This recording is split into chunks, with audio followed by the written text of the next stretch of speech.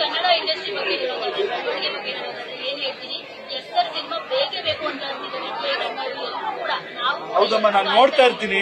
ಸತ್ಯ ಏನ್ ಗೊತ್ತಾ, ಎಷ್ಟೊಬ್ಬರಿಂದ ಕನ್ನಡ ಚಿತ್ರರಂಗ ಅಲ್ಲ, ಕನ್ನಡ ಚಿತ್ರರಂಗಕ್ಕೆ ನಾನೊಂದು ಯಾವುದೋ ಒಂದು ಭಾಗದಲ್ಲಿ ಅಥವಾ ಯಾವುದೋ ಒಂದು ರೀತಿ ನನ್ನ ಕೆಲಸ ಮಾಡಬಹುದು. ನನ್ನ ಸೇವೆ ಏನು ಕನ್ನಡ ಚಿತ್ರರಂಗಕ್ಕೆ ಅಂತ ಯೋಚನೆ ಮಾಡಿದ್ರೆ ಇಷ್ಟೆಲ್ಲ ಜನ ನಮಗೆ ಕೊಟ್ಟಾಗ ಹೊರಗಡೆ ಬೇರೆ ಭಾಷೆ ಅಥವಾ ಬೇರೆ ಜಾಗಗಳಲ್ಲಿ ನಮ್ಮ ಭಾಷೆ ನಮ್ಮ ಚಿತ್ರರಂಗನ ಹೇಗೆ ನೋಡ್ತಾ ಇದ್ರು ಇವತ್ತು ಹೇಗೆ ನೋಡಂಗಾಗಿದೆ. ಮುಂದೆ ಈಗ ಇಡೀ ಭಾರತ ದೇಶದ ಜನ ನಮ್ಗೆ ಕೊಟ್ಟಿರೋ ಶಕ್ತಿಯಿಂದ ನಾವ್ ಏನ್ ಮಾಡಬಹುದು ಇದನ್ನ ನಾನು ಯೋಚಿಸಬಲ್ಲೆ. ಆ ಯೋಚಿಸ್ಬೇಕಾದ್ರೆ ಒಂದಷ್ಟು ಕೆಲಸ ಆಯ್ಕೆ ಮಾಡ್ಕೋಬಹುದು, ನಾವು ಯಾವ ತರ ಮಾಡಬಹುದು ಅಂತ. ಈಗ ಇಲ್ಲಿ ಇಂಟರ್ನಲ್ ಏನಾಗ್ತಿರುತ್ತೆ ಅದಕ್ಕೆ ತಕ್ಕಂಗೆ ಬೆಳ್ಕೋಬೇಕು.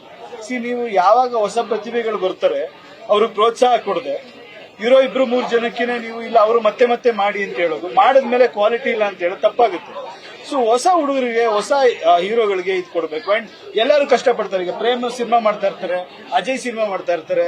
ಸಿನಿಮಾ ಬಂದಾಗ ಅವ್ರು ಏನಕ್ಕೆ ಎಫರ್ಟ್ ಆಗ್ತಾ ಇರ್ತಾರೆ. ಎಂಟೈರ್ ಇಂಡಸ್ಟ್ರಿ ಅಂದ್ರೆ ಒಂದು ಚಾನೆಲ್ಗಳಾಗ್ಬೋದು, ರೈಟ್ಸ್ ಗಳು ಕೊಟ್ಟು ಸಪೋರ್ಟ್ ಮಾಡೋದಾಗ್ಬೋದು, ಬೈಯಿಂಗ್ ಮಾಡಿ ಅವ್ರಿಗೆ ಬ್ಯಾಕ್ ಮಾಡೋದಾಗ್ಬೋದು. ಒಂದ್ ಸಿನಿಮಾ ಸೋದ ತಕ್ಷಣ ತಿರುಗದೆ ಹೋಗ್ಬಿಟ್ರೆ ಹೀರೋಗಳು ದಿನ ಹುಟ್ಟಕ್ಕಾಗಲ್ಲಮ್ಮ.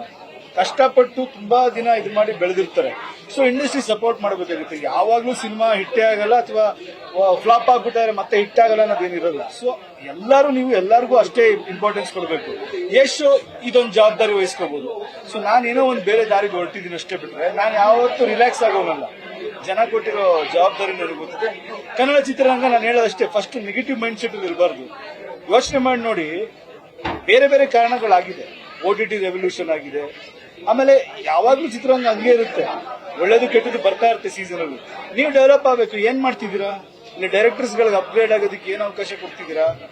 ಅಥವಾ ಒಂದ್ ಸಿನಿಮಾ, ಈಗ ಪ್ರಶಾಂತ್ ಎಕ್ಸಾಂಪಲ್ ತಗೋಣ. ಉಗ್ರಂ ಸಿನಿಮಾ ಸ್ಯಾಟಲೈಟ್ ರೈಟ್ಸ್ ಯಾರು ತಗೊಂಡ್ರು? ಅವ್ರ ಸಿನಿಮಾ ಸ್ಯಾಟಲೈಟ್ ರೈಟ್ಸ್ ಅವರೇ ಪ್ರೊಡ್ಯೂಸ್ ಮಾಡಿದ್ರು.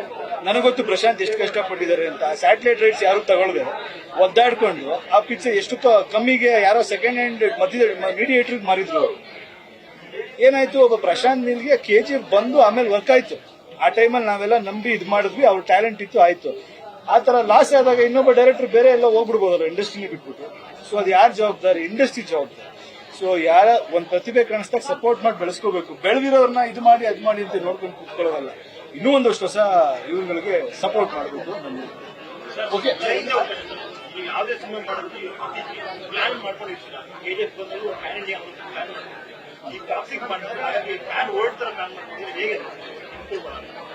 ನಿಮ್ಗೇನು ಅನ್ಸುತ್ತೆ? ಏನ್ ಮಾಡಬೇಕು ನೋಡೋಣ, ಹಂಗಾರೆ ಮಾಡೋಣ. ನ್ಯೂಸ್ ಫಸ್ಟ್, ನಿರ್ಭೀತಿಯಿಂದ ನಿಮ್ಮ ಪರವಾಗಿ.